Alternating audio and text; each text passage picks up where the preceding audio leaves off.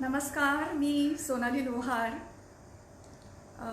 स्तंभलेखन बरेच वर्षापासून करते आहे. काही चांगल्या वर्तमानपत्रांसाठी लिहिण्याची संधी मिळाली होती आणि यातील काही लेखांचं मी संकलन करावं आणि ते पुस्तक रूपामध्ये प्रकाशित करावं, त्याचं ऑडिओ बुकमध्ये रूपांतर करावं, असं बरंच माझ्या मित्रमैत्रिणींची मागणी होती, त्यांची इच्छा होती. अशा प्रकारचे लेख जे आहेत ते खूप सकारात्मक असतात आणि ते त्यांना खूप आवडले होते आणि ऑडिओ बुकसारखं काही झालं तर प्रवासात वगैरे ते वाचता येतील, ऐकता येतील आम्हाला, अशी त्यांची एक इच्छा होती. त्या दृष्टीने प्रयत्न सुरू होते आणि हे पुस्तक खरोखरच या महिन्यामध्ये आपण प्रकाशित करणार होतो. पुस्तकाचं नाव सोलो. दुर्दैवाने आत्ता आपल्यावरती जे संकट आलेलं आहे त्याच्यामुळे हे पुस्तक या महिन्यामध्ये काही प्रकाशित होऊ शकत नाही, पण यथावकाश ते होईलच आणि त्याचं ऑडिओ बुकसुद्धा होईलच. पण यातले काही लेख जे आहेत ते ही संधी आहे. मला असं वाटतं की आपण जे आता म्हणतो आहे की आपल्याला एकमेकांबरोबर राहायचं आहे, एकमेकांचे हात अदृश्यरित्या धरून ठेवायचे आहेत, सकारात्मकता जी आहे ती आपल्यामध्ये हवी आहे, आता खूप जरुरी आहे. त्यामुळे मी एक प्रयत्न करून बघते आहे की यातील काही लेखांचं मी अभिवाचन करणार आहे आणि मला नक्की कॉमेंटमध्ये सांगा की तुम्हाला आवडत आहेत का ते लेख. त्याचबरोबर मी तुम्ही लिहिलेल्या कविता, इथे एक कविता दर दिवशी वाचणार आहे. आपण हे प्रयत्न करणार आहोत की एव्हरी अल्टरनेट डे, एक दिवसाआड आपण भेटू आणि ह्यातल्या काही लेखांचं अभिवाचन करीन आणि एक कविता जी तुमची असेल ती इथे त्याचं वाचन करेन. खूप आनंद वाटतो हे सांगायला की हे जे पुस्तक येणार आहे सोलो, तर त्या पुस्तकासाठी जी प्रस्तावना आहे ती माननीय श्री नाना पाटेकर यांनी दिली आहे. ते सौभाग्य लाभलेलं आहे आणि त्यांच्या प्रस्तावनेतल्या ज्या एक शेवटच्या 3-4 ओळी आहेत त्या वाचून दाखवते आणि मग मी माझा लेख जो आहे तो वाचायला सुरुवात करते आहे. नाना म्हणतात, हे चणे फुटाणे नाहीत, माकड मेवा म्हणून चगळावे ते चणे फुटाणे नाही. हा सुकामेवा पौष्टिक नेमका खावा, नाही तर मेंदू बिथरतो. ललित लेखांचं हे दुर्दैवच असावं. नजरेस पडेल अशा ठिकाणी हे पुस्तक ठेवावे आणि रोज एक एक लेख पुरवून वाचावा, तब्येतीस उत्तम. तर असा हा सुकामेवा नाही आहे, पण लेखांचा मेवा आहे. तो तब्येतीला आपल्या उत्तम आहे असं नानांचं म्हणणं आहे.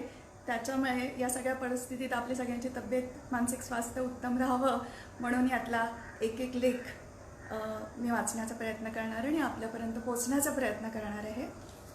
आज मी जो लेख वाचणार आहे त्या लेखाचं नाव आहे पर्स. पुण्यनगरी वर्तमानपत्रातला आनंद मेळा म्हणून सदर होतं, त्यास हा लिहिलेला लेख आहे आणि अत्यंत गाजला तो त्यावेळेला. बऱ्याच जणांनी त्याचं बऱ्याच स्पर्धांमध्ये अभिवाचन केलं, बक्षिसं घेतली. त्यानंतर अनेक लेख पर्सवरती लिहिलेही गेलेत. तर हा असा स्त्रियांच्या अत्यंत जवळचा, जिव्हाळ्याचा विषय असलेला पर्स. मंगेश पाडगावकर सरांना एकदा भेटले तेव्हा आपल्या लाडक्या कविवर्यांनी फटकन गुगलीसारखं एक वाक्य टाकलं, काही बायकांना पर्सनॅलिटी असते बरं का. साक्षात कविवर्यांकरण अशी कॉमेंट. जीवाचं फुलपाखरू झालं. अगं विचार तरी मी असं काय म्हणालो. सर म्हणाले, का सर? अगं काही बायकांना पर्सनॅलिटी असते कारण त्यांच्या हातात पर्स असते. माझी आधीच भरमसाठ भरलेली पर्स त्या दिवशी खऱ्या अर्थाने भरून पावली असणार. पर्स साफ करायची झाली आहे ग, पण वेळच मिळत नाही ना. 100तल्या 99 बायका हे वाक्य बोलतातच बोलतात आणि त्या 99 मधलीच मी एक. माझ्या पर्सचं अंदाजे वजन 4-5 किलोच्या आसपास असतं. ते कमी व्हावं म्हणून मी बरेच प्रयत्न केले. चांबडी पर्सच्या ऐवजी कापडी पर्स घेतली. रोज रात्री चिल्लर काढून मुलांच्या मनी बँकमध्ये टाकून बघितली. मोबाईल हातात बाळगायला लागले, पण काही उपयोग नाही. ही वया आपली नेहमीच फुगलेली. माझ्या आजीची पर्स म्हणजे तिचा बटवा. चांगला कोपरापर्यंत हात जाईल इतका खोल. त्याच्यात ती पानाचा डबा ठेवायची. कधी त्याच्यातून जर्दाळू निघायचे, कधी 2 पैसे 5 पैसे ती काढून द्यायची. कधी विभूती, कधी मोरपीस निघायचं. आम्हा मुलांना वाटायचं आजी जादूगार आहे, एक दिवस ससा पण काढेल. पर्स आजीची असो की आजच्या करिअर वुमनची, त्यात बाई स्वतःचा एक छोटासा संसार घेऊनच फिरत असते. म्हणजे एखादीच्या कपाटात तशा 4-5 पर्स सुद्धा असतात बरं का. अगदी लुई विटॉच्या एखाद्या शिष्ट पर्स पासून ते रात्री पार्टीला जाताना न्यायच्या विधभर ठोकळ्यासारख्या पर्सपर्यंत खूप पर्स असतात. पण रोज वापरायची मात्र एक अगदी आपली अशी पर्स असते, ज्याच्यामध्ये हक्काने सगळं टाकायचं असतं आणि ती ते अगदी तिचा श्वास अडकेपर्यंत मुकाट्याने टाकूनही घेते. एका मैत्रिणीची अशीच कोणत्याही क्षणाला बाळंत होईल अशी पर्स मॉलमध्ये हरवली. सांत्वन आणि मदत दोन्ही करायला मी तिच्या घरी पोहोचले तेव्हा वातावरण अत्यंत सुतकी होते. तुम्हीच समजवा हिला असं म्हणून तिचे मिस्टर आत गेले. हिचे डोळे भरून आलेले, मलाही भरून आलं. खूप पैसे गेले का ग? ती हमसाहमशी रडत म्हणाली, पैशाचं सोड ग, माझे US वरनं आणलेले जॉगिंग शूज आणि हेअर ड्रायर पण गेला ना. तुम्हाला खरंच सांगते, माझं मन म्हणते की हिची पर्स हरवली नसणार. मॉलच्या कठड्यावरनं उडी मारून पर्सने आत्महत्या केली असणार. अरे काय, हेअर ड्रायर, जॉगिंग शूज पर्समध्ये? पण खरं तर माझी ही पर्स तशी म्हटली तर 4-5 महिन्याची गर्भारीणच. आज मनाशी पक्क ठरवलं पर्स रिकामी करायची. समोर पेपर पसरला आणि हिला अक्षरशः त्याच्यावरती ओतली. चाव्या, safety pins, rubber, lipstick, hair brush, nail cutter, hand sanitiser, tissue pack, 1760 visiting cards, 4-5 देवांचे फोटो, 2 बाबांच्या विभूतीची पाकिटं, डीमार्टची जुनी बिलं, chequebook, wallet, Aadhaar card, PAN card, debit card, एक छोटी डायरी, छोट्या चेनच्या कप्प्यात कानातले इमिटेशन ज्वेलरीचे 3 जोड आणि माझ्या धाकटीच्या गळ्यातली सटवाई देवा, आता ही इथे कुठे आली? एक दुरुस्तीला टाकायचं रिस्ट वॉच, मोबाईलचं चार्जर, असंख्य पासपोर्ट साईजचे फोटो आणि रिक्षावाल्याने दिलेली चिल्लर. बापरे, इतकं घेऊन फिरते मी. आता ह्यातलं फेकायचं काय? जुनी बिलं फेकता येते, चिल्लर कमी करता येईल. लिपस्टिक फेक असं खाली उतरून देवाने जरी सांगितलं तरी मी फेकणार नाही. म्हणजे लिपस्टिक न लावता बाहेर फिरणाऱ्या समस्त स्त्री वर्गाबद्दल मला प्रचंड आदर आहे. खरा चेहरा जगाला दाखवायला धाडस लागतो बरं का. देवाचे फोटो तरी कसं काढायचे ना, एखादा हवाच बरोबर अडीनडीला. मुलांचे त्यांच्या स्कूल ID वरून काढून जपून ठेवलेले फोटो इथे तिथे टाकले तर हरवून जातील ना.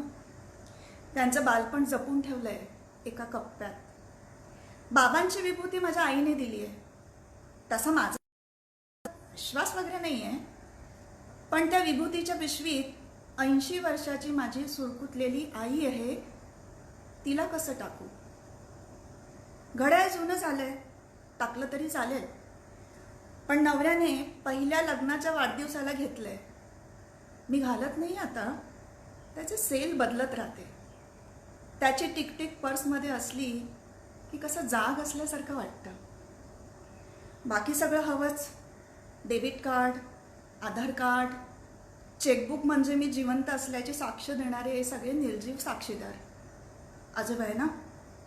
आपल्या अस्तित्वाची ही अशी खूण आज जिथे तिथे पटवावी लागते.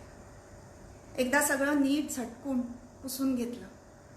हळूच लक्षात आलं पर्सचं आतलं अस्तर जरा विरलंय.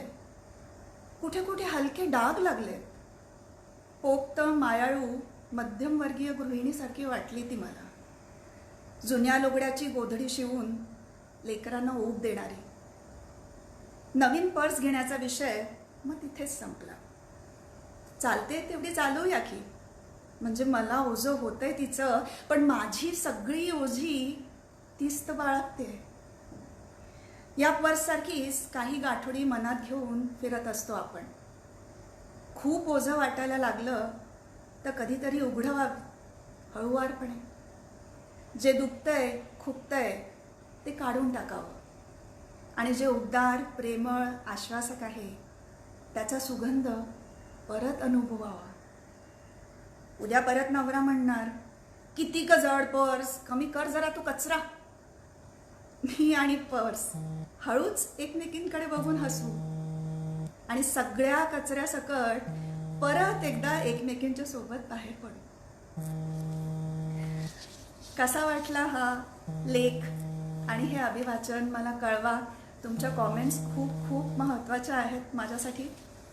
आणि असेच छोटे छोटे लेख घेऊन मी येणार आहे. अगदी छोटे लेख आहेत, पण ह्याचबरोबर माझ्या कविता न वाचता मी तुमच्या कविताही वाचणार आहे. आणि आजची जी कविता आहे एक अत्यंत सुंदर कविता आहे जी मला निलिमा गोखले यांनी पाठवलेली आहे. निलिमा गोखलेंना आपण त्यांच्या कविता वाचतोच, तर त्यांच्या खूप साऱ्या कवितांमधली ही मला आवडलेली आणि त्यांनी ती पाठवलेली अशी कविता आहे. कवितेचं नाव आहे नुसती तडफड असते. मौन साधले तरी मनाची आतून बडबड असते. माणूस म्हणजे जात वेगळी, नुसती तडफड असते.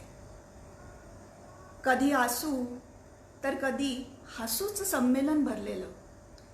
सुखदुःखाचं फुलपाखरू सदाच भिरभिरलेलं.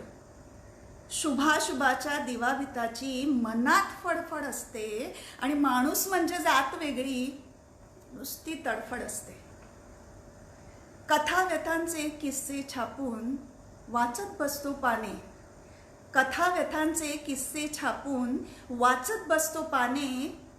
कधी हिरमुसतो कधी बागडतो, कधी हिरमुसतो कधी बागडतो स्वतःचा आनंदाने.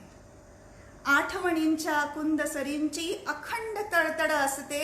माणूस म्हणजे जातच वेगळी, नुसती तडफड असते. किती नेटका करून पाहिला, किती नेटका करून पाहिला प्रपंच साधत नाही. किती नेटका करून पाहिला प्रपंच साधत नाही. डोळे मिटल्या ध्यानाने परमात्मा गवसत नाही. तोल साधण्या दोरीवरती नुसती गडबड असते. माणूस म्हणजे जात वेगळी, नुसती तडफड असते. डोळ्यांमधल्या स्वप्नांसाठी सगळी धडपड असते आणि माणूस म्हणजे जात वेगळी, नुसती तडफड असते. वा शिवानी, किती सुंदर कविता. आत्ताच्या सध्याच्या परिस्थितीमध्ये आपल्याला खूप जवळची वाटणारी अशी एक कविता आहे. खूप सारं मौन आहे. आपल्या स्वतःचाच एक संवाद आतल्या आत चाललेला आहे. बाहेरचे संवाद कमी झालेले आहेत, पण ते संवाद कमी होता कामा नयेत, कारण आपल्याला पुढे जायचं आहे आणि भविष्यकाळ आपल्याला आपल्या हातानेच चांगला घडवायचा आहे. आणि त्यासाठी आपण सगळ्यांनी एकमेकांबरोबर राहणं हे खूप गरजेचं आहे.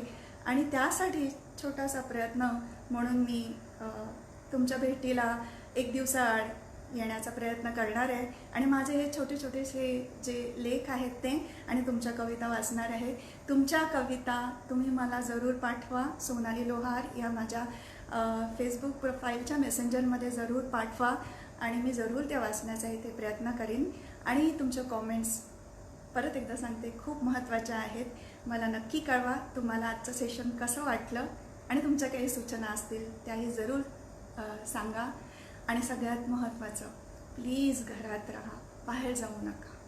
थँक्यू.